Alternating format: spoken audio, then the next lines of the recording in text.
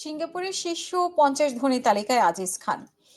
সিঙ্গাপুরের শীর্ষ ৫০ ধনী তালিকায় এবার স্থান পেয়েছেন মোহাম্মদ আজিজ খান। দেশটির নাগরিক হিসেবে তিনি তালিকায় জায়গা পেয়েছেন। বাংলাদেশে জন্ম নেওয়া আজিজ খান সামিট গ্রুপের চেয়ারম্যান।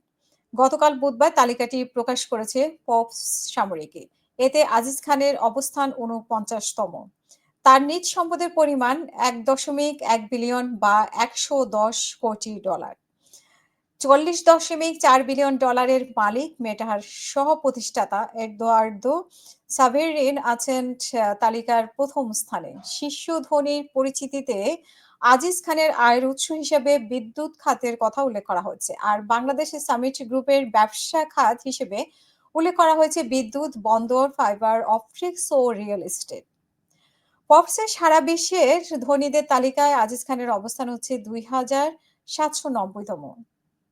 ২০২৩ সালে সিঙ্গাপুরের ধনীদের তালিকায় আজিজ খানের অবস্থান ছিল ৪১তম।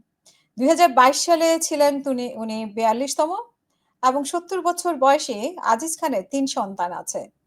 দীর্ঘদিন ধরে তিনি সিঙ্গাপুরে অবস্থান করছেন। ঢাকা বিশ্ববিদ্যালয় থেকে তিনি এমবিএ সম্পূর্ণ করেন এবং মোহাম্মদ আজিজ খান সিঙ্গাপুরের শীর্ষ ৫০ ধনীর তালিকায় প্রথম স্থান পান ২০১৮ সালে। ওই বছর তিনি এই তালিকায় ৩৪তম ছিলেন। সেই বছরই সিঙ্গাপুরে তার সম্পদের পরিমাণ ছিল $৯১ কোটি। তার মানে ১৮ সালে তিনি ৫০ জনের মধ্যে প্রথম স্থান পান। সেই বছর উনি ছিলেন ৩৪তম। এখন উনি একটু পিছিয়ে গেছেন ৪৯তম। তো উনি হয়তোবা আবারও ক্রস করবেন। এই তালিকায় একটু করে নামছে। ২০২৩ সালে ৪১তম, ২০২২ সালে ৪২তম। তারপরে এইবার আসলে উনার আরো আ ভালো পজিশনে থাকার কথা।